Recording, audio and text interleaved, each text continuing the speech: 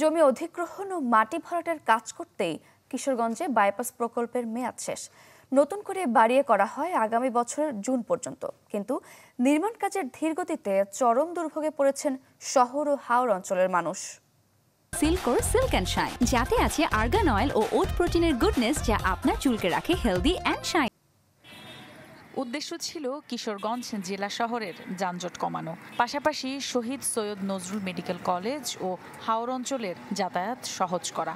এমনই লক্ষ্যে ৬ বছর আগে ৭৩১ কোটি টাকা খরচ করে শুরু হয় বাইপাস সড়ক নির্মাণ সহ দুই পাশের রাস্তার উন্নয়ন কাজ। তবে মূল কাজ শুরুর আগেই শেষ হয়ে যায় প্রকল্পের মেয়াদ।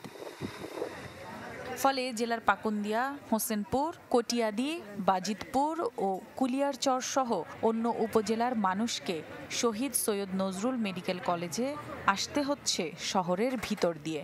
সরু পথ ও অতিরিক্ত যানবাহনে সৃষ্টি হচ্ছে ভয়াবহ যানজট।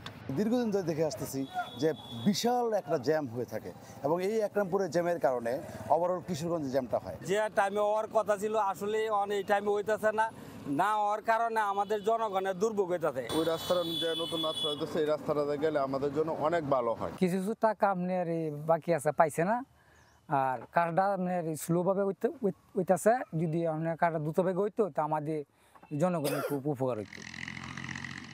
সড়ক ও জনপথ বিভাগ জানায় বাড়ানো হয়েছে প্রকল্পের মেয়াদ, যা শেষ হবার কথা রয়েছে ২০২৬ সালের মাঝামাঝিতে। চলমান মাসের শুরুর দিকে অনুমোদিত হয়েছে। বর্তমানে মেয়াদটা হচ্ছে ২০২৬ সালের জুন পর্যন্ত। এই প্রকল্পের বর্ধিত মেয়াদের মধ্যে আমরা আশা করছি সমুদ্রিক কাজ সমাপ্ত করতে পারব। বাইপাস সড়কটি নির্মাণ হলে হাওরের উপজেলাগুলোর সাথে উন্নীত হবে কিশোরগঞ্জ জেলা শহরের যোগাযোগ। Desk report, channel 24।